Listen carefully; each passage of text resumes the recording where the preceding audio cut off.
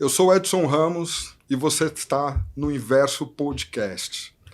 E, primeiro de tudo, gostaria de apresentar um cara que é um dos maiores ícones do esporte brasileiro, 5 vezes campeão mundial de jiu-jitsu, é um dos maiores nomes da história do UFC, o pai da Pietra, pai do Lorenzo, esposo da Renata.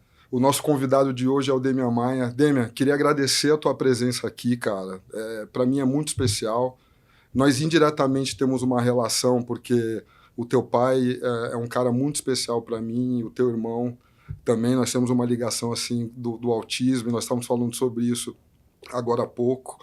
Eu queria que hoje a nossa ideia aqui de convidar você é falar quem é o Demian fora do octágono, quem é o Demian fora dos tatames, o que você faz, as suas ideias, profissionalmente, o que você vem visando para você. Tô sabendo que você tá com podcast também e queria que você falasse um pouco sobre isso para nós, cara.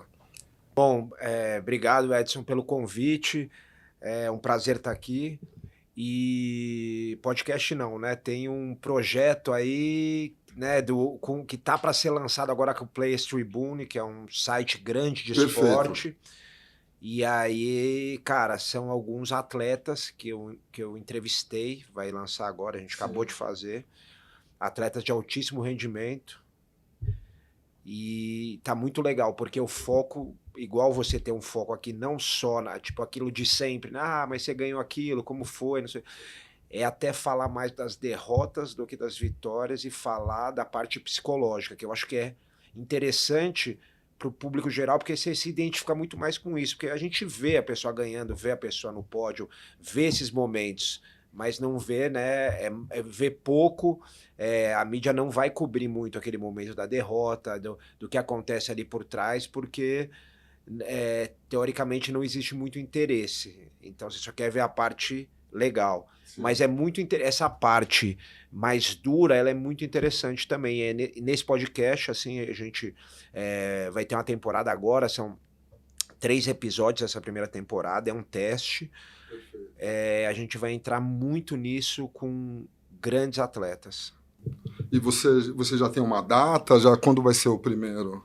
Cara, deve estar para lançar agora, esse mês que vem, assim, tá para sair já. São grandes atletas e não são atletas de luta, tá? Eu ainda não vou falar quem são, Perfeito. mas tem uma pessoa da ginástica olímpica, uma do judô e uma do futebol.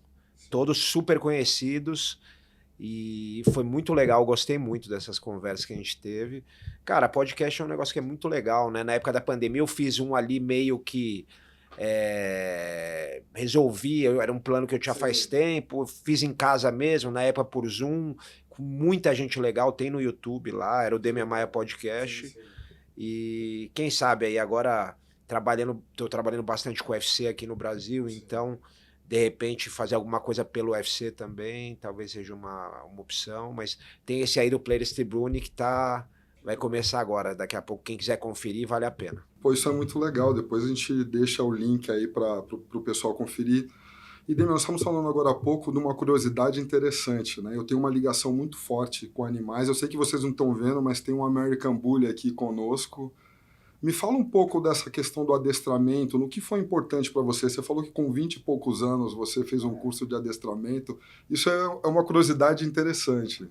Quando eu era moleque, ainda antes de pensar em ser lutador profissionalmente, porque não existia nem lutador profissional Sim. na época, né, nos 90, eu sempre gostei muito fui apaixonado por animais, assim, natureza. E aí eu lembro que eu procurei um curso de adestramento e não tinha na época, tinha uma pessoa que tinha dado um curso ali no Butantã que eu conhecia porque um amigo meu morava ali, mas ela não ensinava mais, aí tinha que ir no canil da Polícia Militar, mas lá também só era, né, quem era da polícia. E aí não tinha o que fazer. E quando eu fiz uns 20 e poucos anos, eu treinando, na época o Vitor Belfort estava em São Paulo, a gente treinando, tinha um amigo, o Joãozinho, que treinava com a gente, que era um comportamentalista animal. Ele tinha feito um curso fora do Brasil de animal behavior, dog behavior, sei lá, que era comportamento animal. E ele ensinava a adestrar.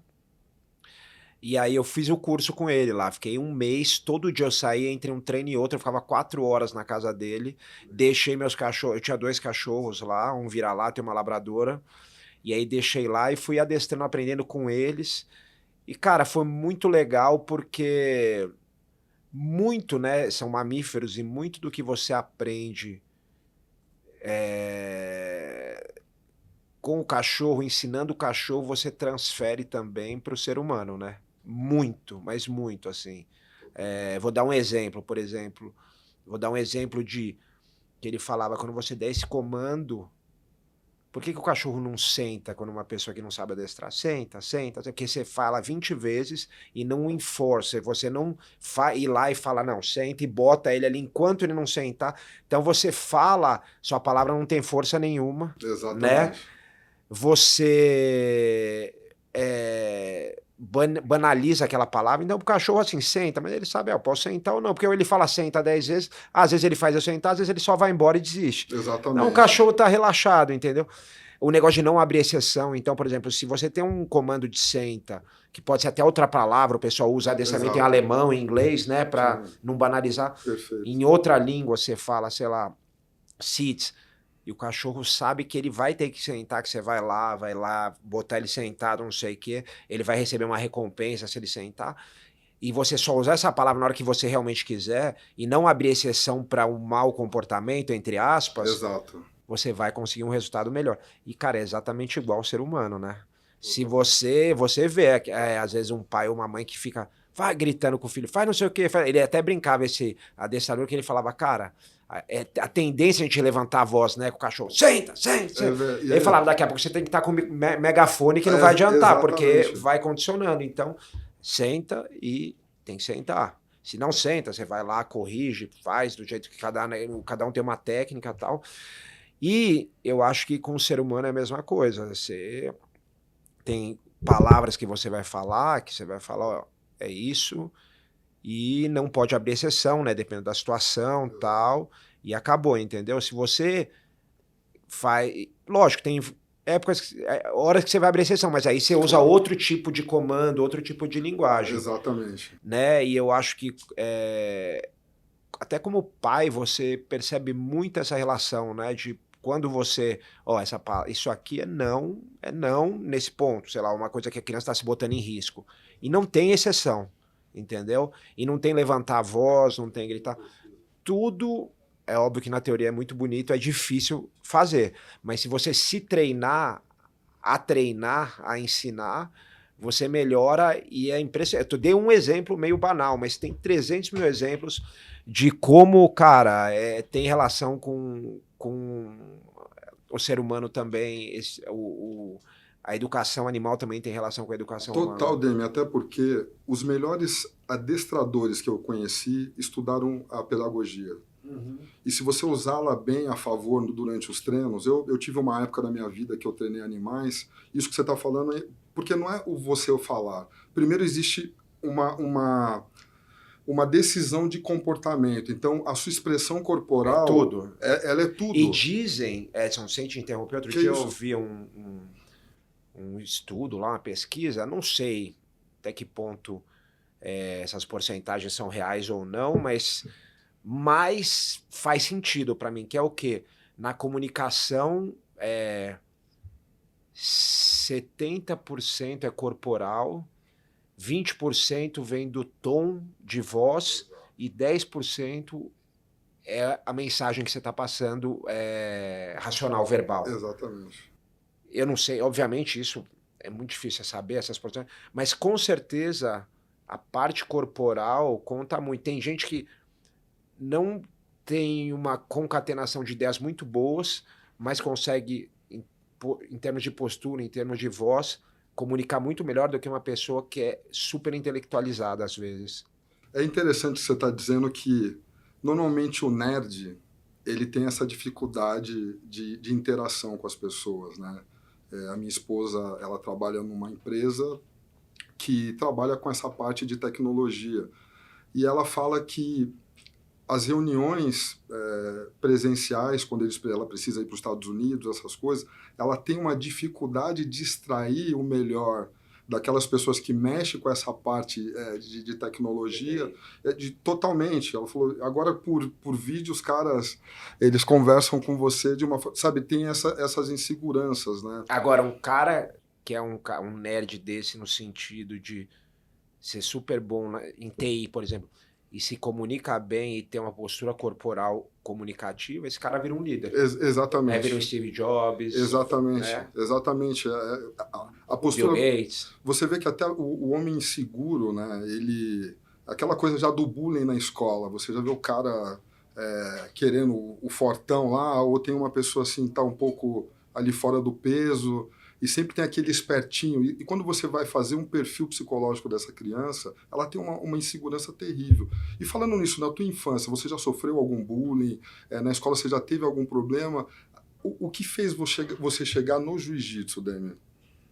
Não, eu não me lembro de ter sofrido bullying, nem de ter feito bullying. Eu estava em colégios eram um pouco menores, era bem tranquilo essa parte. Assim, óbvio, tinha aquele... mas era o bullying meio que do seu próprio amigo, sabe? Sim. Não tinha aquele bullying agressivo. Pelo menos eu não me lembro. E o conceito está diferente sobre bullying também. Hoje, também, exatamente. Tem certas brincadeiras que nós fazíamos hoje. Não, brincadeira tinha o tempo todo, um com o outro. Mas aí você relevava, sim, né? Claro, então, claro. Tô falando aquele bullying mais agressivo, sim. de ou físico muito forte, até psicológico muito forte. Perfeito. Óbvio que acontecia, eu já vi acontecer. Mas eu não me lembro de ter passado tanto por isso. O jiu-jitsu para mim foi luta, na verdade, na minha vida foi o primeiro contato. Eu era criança. Sim. E depois eu fiz judô e aí eu quis treinar mesmo luta quando eu tinha 12 anos. Tinha um amigo meu campeão mundial de taekwondo, legal, que foi veio a ser depois, né? Mas era na época um competidor, a gente tinha 11 anos. Sim. E aí eu falei, quero treinar, e aí foi quando eu comecei a treinar luta. E não sei porque eu achava legal, cara.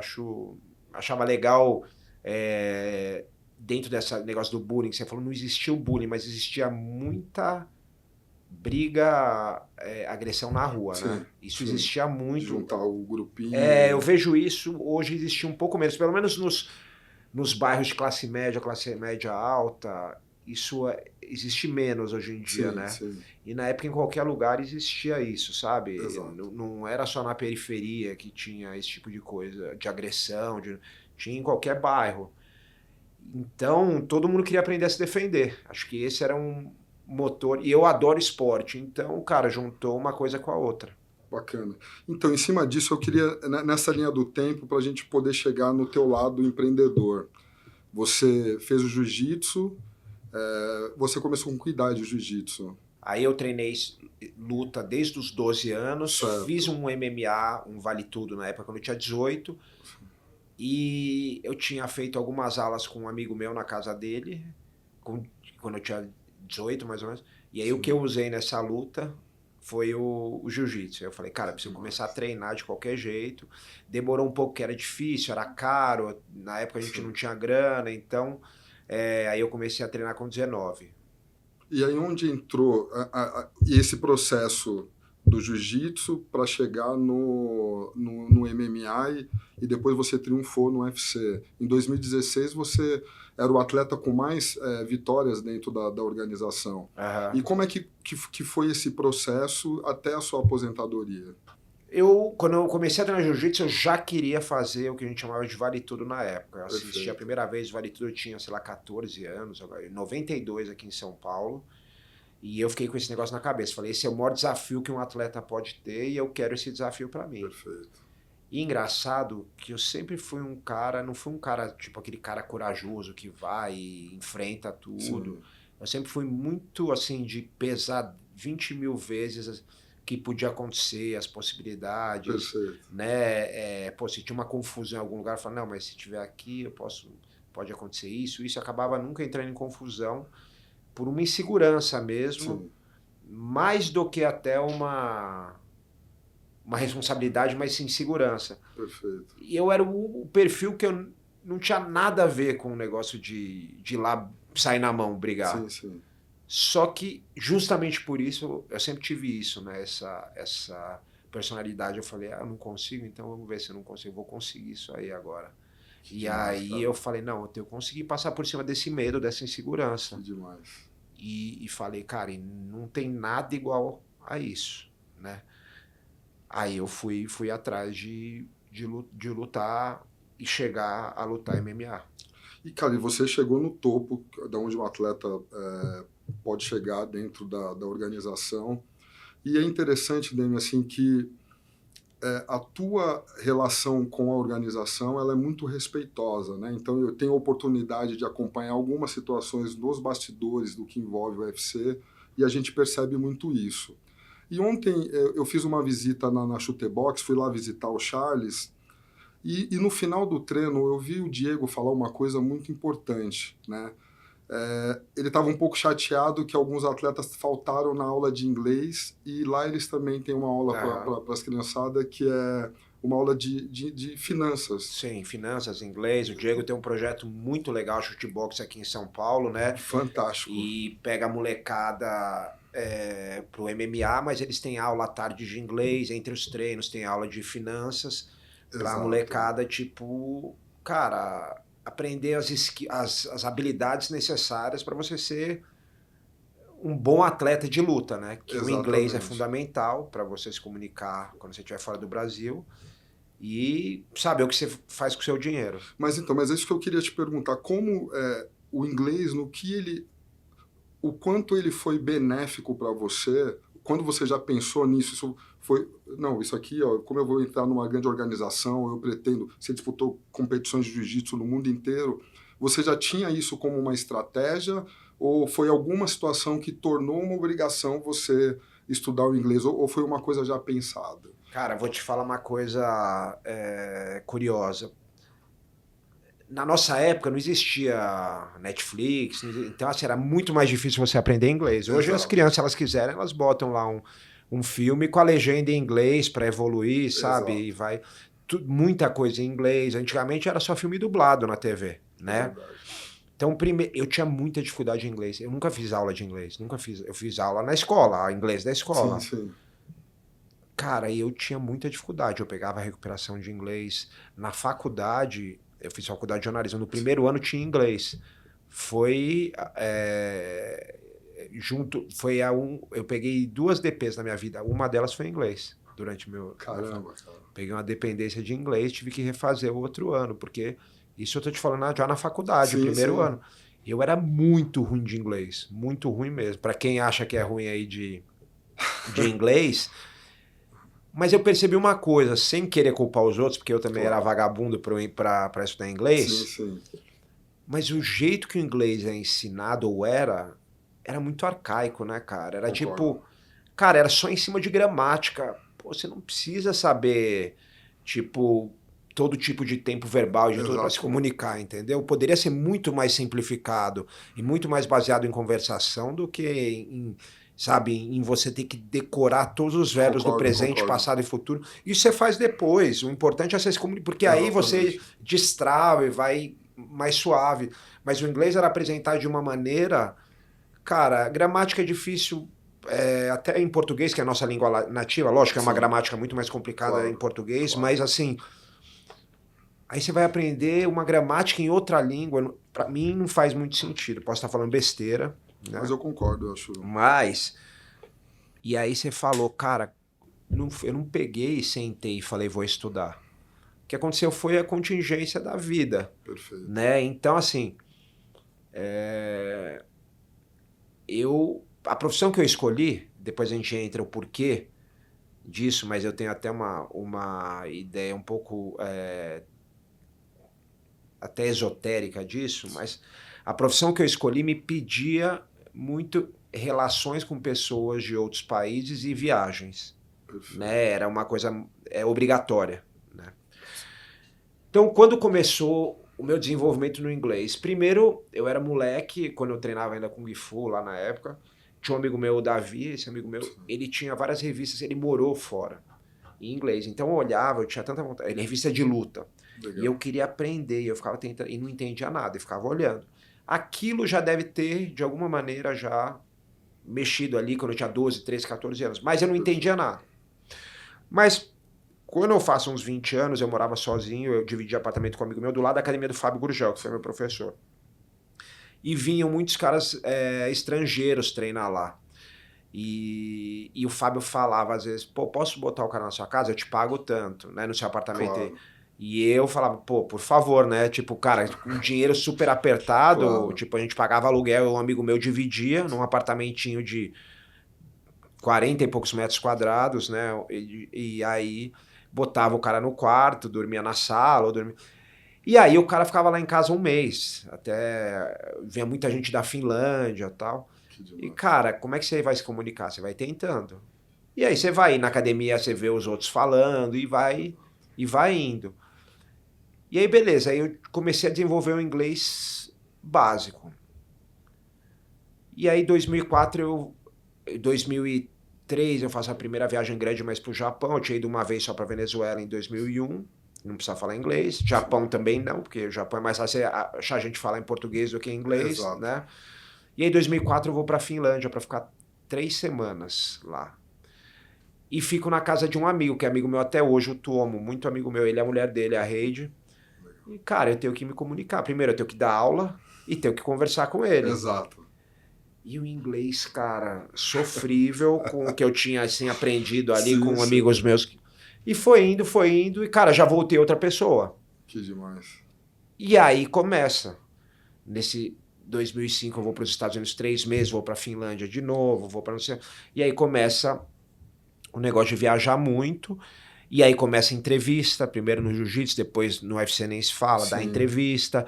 E uma coisa que me ajudou demais, eu acho que isso foi um ponto de virada também. Eu tinha que negociar, às vezes, seminários por e-mail. Então, eu pego os e-mails dessa época, cara, em inglês totalmente ruim, sabe? Sim.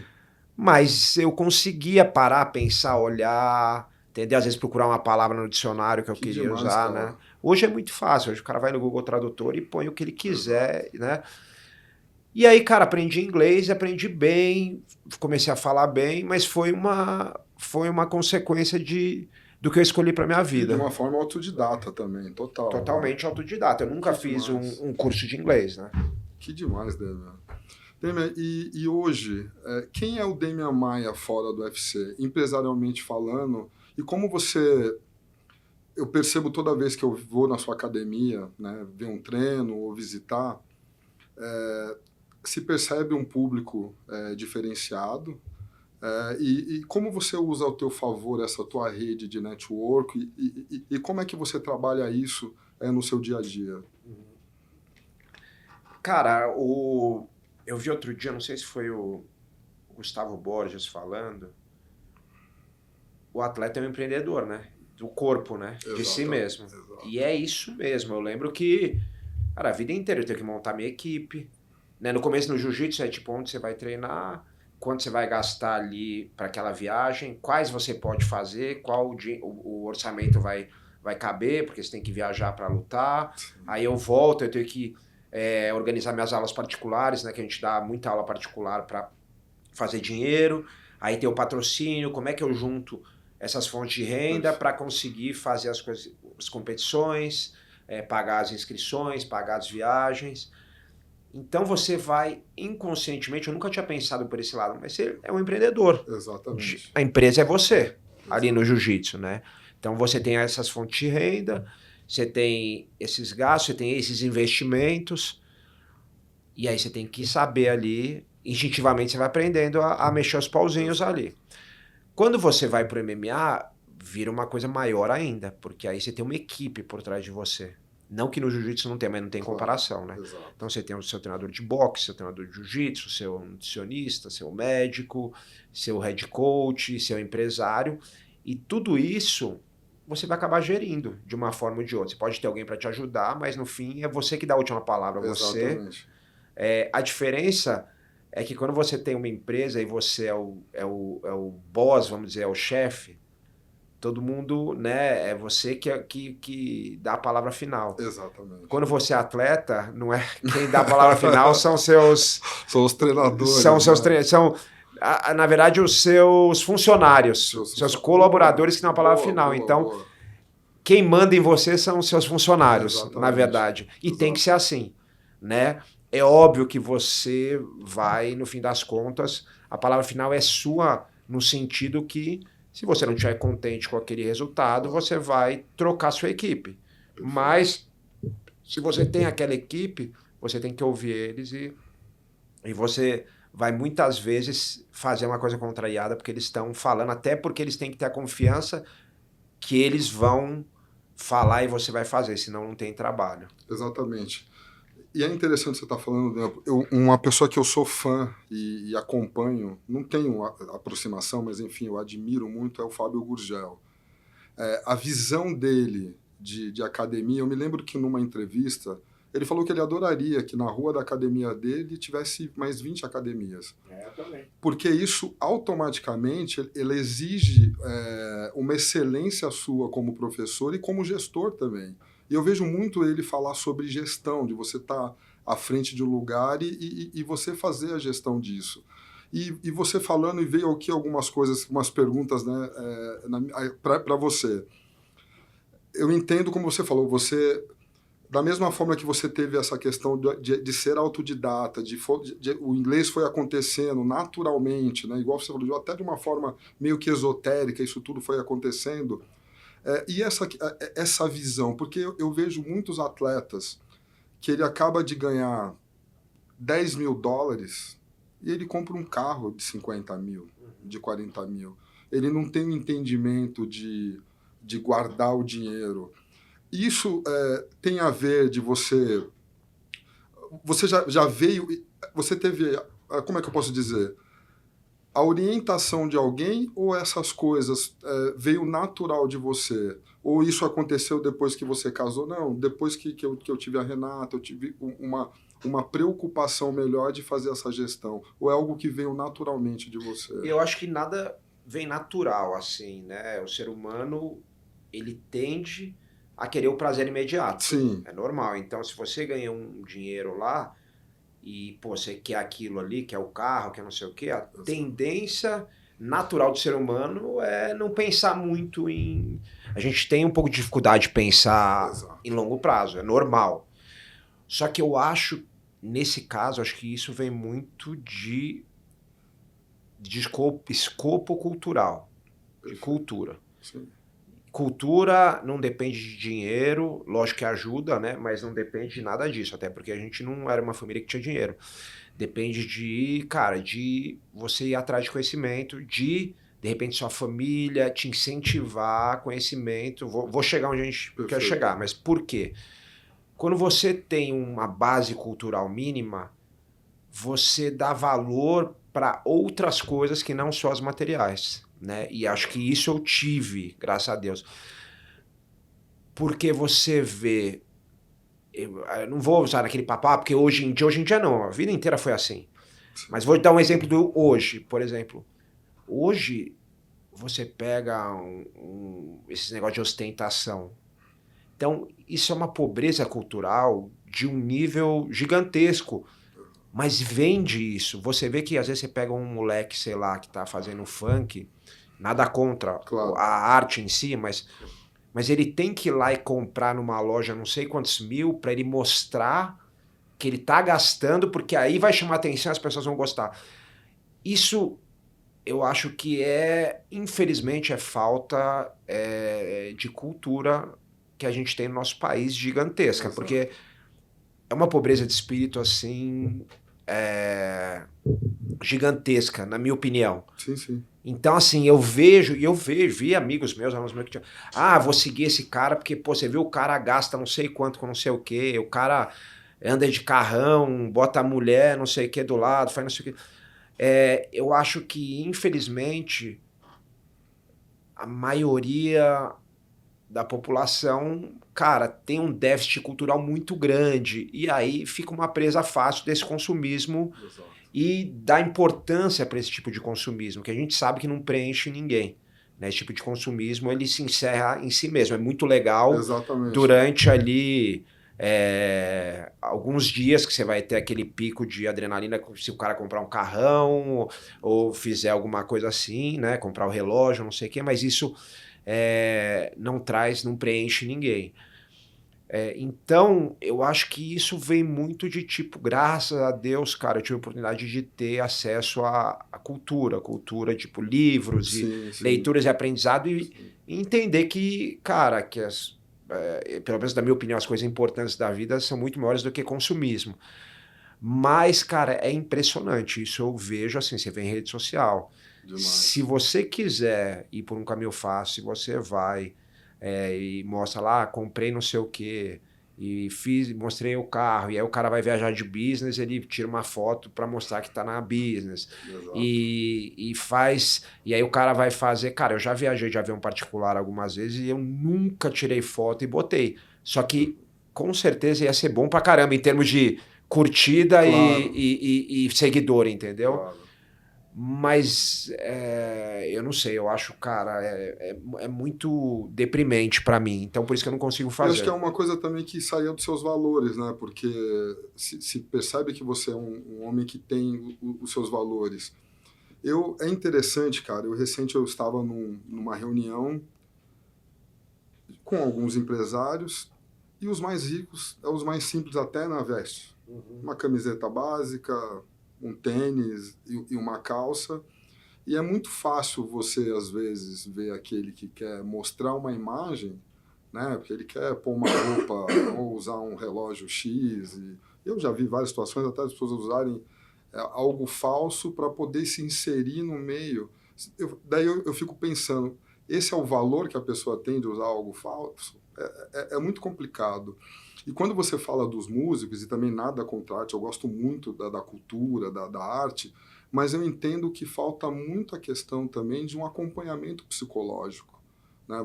Você percebe que esses meninos fazem grande sucesso, só que um dia ele tem a geladeira vazia e depois de alguns meses ele está dando com uma Ferrari que custa 3 milhões. Né? E quando você vai ver, a maioria logo em seguida entra numa depressão que ela é terrível. E em cima de questões profissionais, mas voltando para a questão esportiva, Demian, eu sempre vi muitos atletas bons, talentosos, dentro do UFC, que é uma grande organização, de quando ele fazia ótimas lutas em outras organizações, quando ele entrou no UFC, ele perde. E quando sai, ele entra numa depressão terrível, como se aquilo fosse o único lugar que ele poderia treinar, ou melhor, lutar, e o único lugar que ele poderia se despontar. Você acha que isso é uma falta de um tratamento psicológico? Você acha que também é um erro de algumas equipes assim de não dar esse respaldo ou tratar o atleta apenas como um número? Cara, é difícil porque o UFC é realmente a maior liga do mundo. Então, quando você sai de lá, se você sai, né, tipo, você perde e quebram o contrato, realmente é muito difícil. Sim. Muitas vezes por causa daquele pensamento de longo prazo. Às vezes o atleta ele não pesa essa possibilidade. Você tem que pesar essa possibilidade. Então, ele acaba tendo um custo de vida de acordo com aquela bolsa que ele está ganhando naquele momento. Exato. Só que aquela bolsa pode durar até a próxima luta. Então isso acontece muito, cara, e é difícil mesmo, não é fácil. Qualquer esporte, a concorrência é muito grande, pouquíssimos que dão certo. Exato. Né? Então por isso que um trabalho que nem esse que o Diego faz é muito legal, porque o cara, tanto ou não no UFC, cara, ele tem a oportunidade de aprender inglês, que vai servir para qualquer coisa na vida dele, né? Ele tem a oportunidade de aprender sobre finanças e, principalmente, mais que tudo isso, ele tem a oportunidade de aprender. Tem a oportunidade de desenvolver um gosto por aprender. E isso, cara, aprender é uma coisa que você, qualquer coisa na sua vida que você vai fazer, se você tiver gosto por aprender, a chance de você ter sucesso é muito maior. É muito maior. Você ter prazer em aprender coisas novas, a sua chance é muito grande. Isso é uma coisa que eu vejo hoje no meu pai, né? Mais velho já, sempre querendo aprender, desenvolver. Sim. E eu falo até, tipo, talvez meu pai era novo quando teve a gente, separou cedo e muitos exemplos que talvez quando jovem eu eu talvez não tenha tido dele, né? Sim, sim. Porque outras épocas, tal. Hoje em dia eu tenho um exemplo dele mais velho, né? De um cara que não para de aprender, tá aprendendo. E isso faz você continuar também, eu acho que jovem, ativo, sabe? Porque quando as pessoas param de aprender, eu vejo que elas começam a envelhecer e morrem. Eu vejo muito isso. A pessoa mais velha falar isso eu não consigo mais, isso é muito avançado para mim, essa tecnologia não dá, e desistir de pequenas coisas, tipo de coisas muito simples, não porque ela não consegue, mas porque ela não tem mais vontade. Então, acho que isso é muito importante, né? Você desenvolver esse prazer por aprender e por evoluir e continuar levando isso até o seu último dia, acho que vai fazer o seu último dia ser bem mais longo do que as pessoas que param Eu antes. concordo.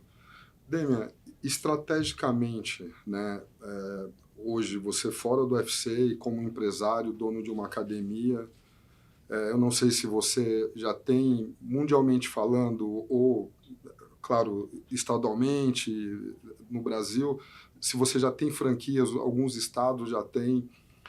Como é que você visa os jovens dentro da sua academia? Existe algum projeto novo? Existe algo que você está fazendo ou desenvolvendo para esses jovens? Nosso foco é muito no aluno do dia a dia. Como era na Aliança do Fábio, que foi meu professor, o Meu foco... irmão, pode. Você gosta de pão de queijo? Eu gosto. Opa, então. Brigadão, meu irmão. Obrigado, valeu. Poxa, valeu. Brigadão, tá? Como na academia do Fábio, o nosso foco é muito no dia a dia. Sim, Né? Não, desculpa, no aluno do dia a dia, não no atleta profissional. perfeito. Mas eu tenho um horário ali no dia, né, de manhã ali, 10 da manhã, que é o horário dos atletas profissionais. E ali, cara, eu ofereço o máximo que eu posso. Eu ofereço eu treinando, puxando o treino e ensinando junto e tentando trazer todo a experiência que eu tive na minha carreira pra molecada. Aí, se eles vão aproveitar ou não, o problema é deles, entendeu? Mas o meu foco hoje é muito fazer a academia crescer. Eu tenho filiados fora do Brasil também, e fazer isso tomar uma proporção maior. Demian, você falou que sobre essas questões todas dentro da tua academia, de ter filiais, já tem algumas filiais no mundo inteiro. Me conta, você sair do UFC como atleta e entrar como comentarista, como foi esse convite para esse projeto? Como é que você está recebendo isso? E se você está curtindo? Porque o time, pelo amor de Deus, cara, ali só tem fera. É muito legal. Cara, na verdade é exatamente isso. Para mim, o que é novo hoje são os comentários. Porque, assim, academia e seminários que eu continuo fazendo, eu tive a vida Sim. inteira. Desde... Eu dei aula em academia, tinha um negócio próprio já desde 2001, Sim. né? Dando aula em uma academia e como minha própria é desde 2005. Então faz muito tempo, né? E aula particular e seminário. Agora o negócio do comentário é novo. Novo assim, eu tinha feito algumas vezes como convidado, na época como atleta. Sim. E aí surgiu esse projeto e o pessoal do UFC Brasil chamou para participar do Fight Pass aqui. E, cara, eu falo, faz todo sentido porque eu trabalhei no UFC, né? Eu lutei 14 anos lá. Demais. E agora tá fazendo, tá junto com a equipe fazendo não só comentário, mas fazendo os programas como Resenha, e outros programas que a gente tá com um projeto lá que estão para sair agora novos. E a equipe é muito legal, cara, porque não só, né, quem você vê lá, o André Azevedo, que, cara, veio do Rio, acabou ficando meu amigo pessoal, de ir em casa e tal. Carlão Barreto, que veio agora, chegou do Rio. Agora tem o Mamute, o próprio Minotauro, cara, que é um amigo meu e colega há tantos anos, Sim. né? Mas a galera dos bastidores é muito legal, os diretores todos, a produção, os câmeras, as maquiadoras. Perfeito. Então você tá num ambiente muito agradável, isso é muito bom, torna um trabalho muito fácil, fazendo o que você gosta, cara, eu não tenho do que reclamar, né? Cara, você tem a sorte, eu falei o negócio do esotérico, Sim. porque eu acho que, eu não acredito muito nessas coisas, acho uma furada os caras quererem falar que é científico você desejar um negócio e acontecer, acho cientificamente é uma besteira, mas é óbvio que você desejar, você começa a trabalhar aquilo para aquilo acontecer. Perfeito. Né? E não é uma coisa esotérica, é uma coisa. Falei esotérica brincando, é uma coisa de tipo, você tá fazendo tudo naquela direção. Então, cara, desde moleque, meu sonho era, cara, ter uma boa condição de vida financeira, claro. Era poder viajar o mundo, e era poder ser atleta, né? E eu fui indo e foram acontecendo as coisas todas.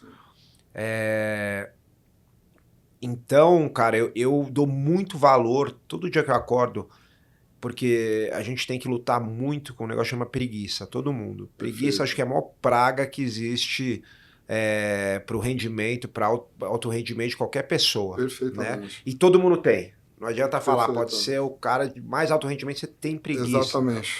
Tem o dia que você acorda e fala, pô, eu não quero fazer isso. Tem, aí eu penso, pô, eu faço o que eu amo. Cara, sim. Eu recebo para fazer o que eu amo, eu tenho uma boa vida. Eu não posso me permitir isso. Eu não posso me permitir ter preguiça. Sim. Né? Eu posso me permitir ter preguiça, mas não deixar ela vencer. Então, cara, todo dia é uma briga. Eu tenho uma briga comigo mesmo para não deixar a preguiça vencer. E a vida inteira, na época dos treinos, tudo. Não existe a possibilidade dela vencer. Que fantástico. Né? Porque quando você fala a derrota não tá no meu vocabulário, isso é balela, porque você não tem como saber quando você vai lutar com alguém. Você pode perder. Exatamente. Né? Todo mundo perde um dia. Então você falar é mais uma bravata do que qualquer coisa. Você fala, não, a derrota não está no meu vocabulário, eu só vejo a vitória. Perder, como é que os gringos falam? É tipo, to lose is not a option. Lose is not a... Cara, é óbvio que é uma option. Tem vezes que você vai perder. Né? É óbvio que é uma opção. Exato. Você não quer ela como opção. Óbvio que você vai fazer de tudo para ganhar, mas ela acontece. É muito bonito na frase do Instagram, mas não acontece. É verdade. Agora, coisas que você controla, tipo, realmente, preguiça pra mim não é uma opção. Isso, cara, eu não vou perder, entendeu? E eu acho que essa mentalidade é muito importante. Tipo assim, não vou deixar a preguiça me vencer. Sim. Eu não vou deixar de jeito nenhum, porque isso atrasa demais a vida das pessoas. Eu vejo isso acontecer com muita gente talentosa e que se deixa vencer pela preguiça. Essa eu não posso deixar, porque essa eu consigo combater, porque ela tá dentro de mim. Né? Eu posso perder uma luta, mas perder pra preguiça eu não vou. Pô, que demais, isso é muito interessante. Demi, eu sei, tem uma curiosidade que eu sei que você gosta de gastronomia, de vinho, principalmente do vinho. Onde começou a sua paixão por vinho? Qual foi o momento que na tua vida... Cara, isso é uma história do Fábio, cara. O Fábio Gurgel, que foi meu professor que gostava. E eu nunca bebi, na verdade. Eu nunca fui tomar um pouco de bebida alcoólica. Eu tinha já 20 anos, 20 e poucos anos. Porque sempre fui atleta e tal. Sim. E aí eu comecei a me interessar, assim, mas não beber vou beber. Não, de tipo experimentar e tal. E com essas viagens... Né, você viaja para muitos lugares, Europa, Estados Unidos, tem muita opção, muito mais barato até do que aqui, porque aqui o imposto é muito pesado para esse tipo de coisa. E aí, cara, eu tenho meio que uma obsessão às vezes com as coisas. Então, uma época eu fiquei obcecado com isso, ficava ouvindo podcast em inglês que demais, cara. Disso e, cara, ficava ouvindo lá 2 horas, 3 horas. E aí fui aprendendo algumas coisas. Eu não entendo muito, mas assim... Eu consigo falar, enganar, entendeu? Não, mas é gostoso. O vinho, eu costumo dizer, o que é prazeroso do vinho é você... Eu não sei se você gosta de cozinhar, eu gosto de cozinhar e você receber os amigos. Você escolher um vinho, pô, porque você vai receber um amigo que você quer fazer um peixe para ele, você fazer essa harmonização. E eu creio que outra bebida você não consegue isso. O vinho, ele te permite flutuar, primeiro, por tantas histórias, porque você tem um vinho francês... Você tem um vinho português, você tem um vinho italiano. Hoje, no Brasil, nós temos bastante vinhos interessantes. Todo passeio ou tour cultural que você vai do vinho, você sempre está aprendendo algo legal. Então, você está falando aqui do podcast, eu fico imaginando, então, a profundidade que você tenha estudado isso e a forma que você gosta. Assim, você tem alguma uva de preferência? Tem algumas, mas... nos Estados Unidos eu gosto muito da Zinfandel e não uva específica, mas umas regiões, né? Tipo, da Europa, sei lá, Douro, entendeu? Perfeito. algumas regiões específicas ali nos Estados Unidos, tem o Oregon ali, que tem Pinot Noir boa. Pô, França e Itália nem se fala, tem muita coisa boa. Mas eu gosto assim, tomo um pouquinho, não é que eu, né? Mas eu digo, é porque tem gente que é chata, né? Fica, não, porque o vinho tem que ser não sei o quê, o vinho tem que ser no mínimo não sei quanto, e não sei. Nossa. E, cara, aí é muito chato, porque aí vira um negócio de ostentação também, né? Eu concordo. E não tem nada a ver, cara. Tem vinho que, cara, você paga muito menos do que vinhos que o pessoal tem uma fama, mas é marketing. Concordo. Então é o que você gosta, né? Na verdade, pô, você gosta daquele, tá bom, e é isso. E as pessoas usam muito, eu vejo às vezes nesse negócio da ostentação, pra falar que, pô, gastei não sei quanto num vinho, fiz não sei o que, isso pra mim é besteira. Eu concordo, até porque o vinho bom é o vinho que você gosta, né? Esse é o vinho que serve para você, acho que. E é interessante, Demi, a gente voltou a algumas situações sobre ostentação. E eu acompanho você pelo Instagram e eu sempre vejo mais uma preocupação de levar um ensino. Pô, eu vi esses dias você indicando livros, né? Eu tenho feito isso, porque é uma coisa que eu gosto de ler, então Sim. tô tentando toda sexta fazer isso, até inspirado em outras pessoas que fazem. O próprio Fábio faz isso, que foi meu professor e tal. E que eu acho legal, porque eu mesmo gosto, às vezes, de receber uma indicação, sabe? Legal. Então eu falei, cara, usar o Instagram, às vezes, para trazer algum conteúdo que, de repente... E é engraçado aquele negócio que a gente falou do Instagram, né? Você botar uma foto com um relógio e com um carro, você vai ter 300 mil curtidas. Você bota uma indicação de livro, não dá nem 1000 curtidas, entendeu? Mas tudo bem, não tem problema nenhum, porque é a curtida que eu quero. É de quem tá buscando o conhecimento. Perfeitamente. Demian, quem é o Demian fora do octágono, você por você mesmo? Cara, é o que eu falei, o meu prazer é aprender, então, e desafio, né? Então, por exemplo, agora com o negócio de o empreendimento de fazer a minha academia crescer, fazer eventualmente crescerem outras unidades, isso é um desafio, porque é um aprendizado novo. Exato. Para mim, eu sempre tive academia, mas nunca foi um negócio totalmente profissional, e hoje é. Perfeito. Melhorar dentro ali, que o UFC vai acabar resultando. Tem um monte de projetos ali legais, entendeu? Que podem ter várias outras coisas além do comentário lá dentro, que são legais. E o desafio de conseguir conciliar tudo isso, porque a vida de atleta ela é muito intensa, mas você tem um pouco mais de tempo livre entre essas intensidades máximas. Perfeito. E a vida como não atleta ela é muito menos intensa, mas ela é muito cheia. É um volume, a gente brinca, né? Quando a gente está longe da luta, a gente faz um volume alto com uma intensidade baixa. Exato. Quando você está chegando perto, é uma intensidade altíssima com volume baixo. E minha vida hoje, não como um atleta em primeiro lugar, ela é uma vida com volume muito alto e intensidade mais baixa comparado com a luta. Sim. Né? Então, esse desafio de gerir o tempo, acho que gerir o tempo é um dos maiores desafios que eu tenho hoje em dia. E é uma coisa que eu estou tendo que prestar atenção. Eu me perdi um pouco logo que eu parei de lutar no UFC. Sim. E, cara, até hoje é um desafio. Você chegar e falar, hoje eu vou começar fazendo isso. E aí você vai, só abrir o e-mail aqui para ver se eu recebi aquele e-mail. Deixa eu só pagar essa conta aqui que eu tenho que pagar, que é importante. E você chegar e falar, não, eu posso fazer tudo isso, mas depois que pelo menos eu fizer meia hora disso aqui, que é do programa de metodologia, que eu tenho que escrever lá algumas coisas para academia. E, cara, conseguir fazer isso é difícil. Eu vou te falar que às vezes eu ainda não consigo. Às vezes eu chego, falo, eu vou fazer isso, eu chego e falo, mas deixa eu abrir o e-mail rapidinho que eu tenho uma coisa que eu preciso responder ali. E aí eu preciso pagar essa continha também, e daqui a pouco 20 coisas, quando você vê, você ficou uma hora fazendo um monte de coisa que não é o que você tem que fazer. Acaba dispersando, né?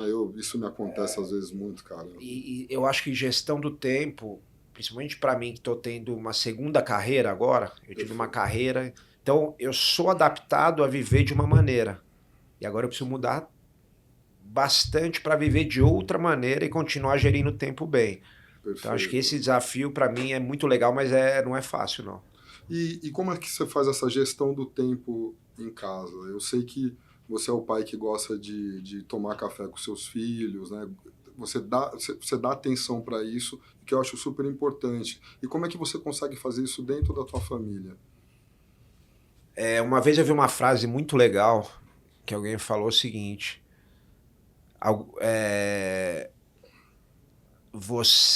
se você não tem tempo para nada, é porque você, cara, não tá sendo um bom profissional.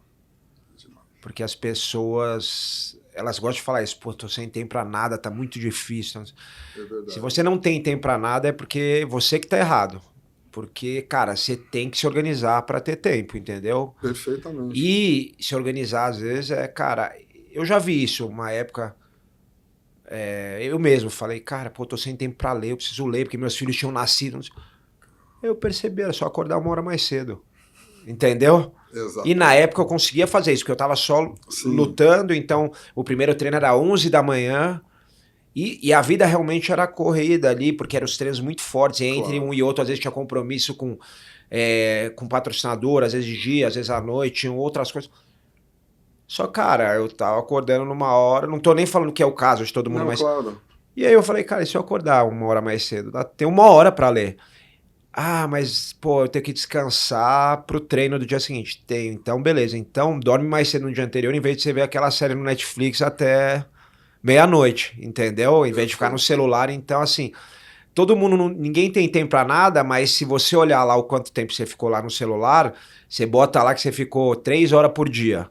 Então, pô, essas 3 horas, verdade, cara. entendeu? Como você não tem tempo? Você tem tempo, é só você não organizou direito. Então, e não estou falando que é fácil organizar o tempo, mas é fundamental você ter consciência disso e mais fundamental isso, você não dar desculpa e aceitar, porque enquanto você não aceita que o problema é você e não a quantidade de coisa que você faz, você nunca vai resolver essa situação. Exatamente, Demel. E às vezes a questão de você priorizar, né? Para que você, com que você está priorizando o seu tempo? Exato. E acho que a família é uma coisa assim importante.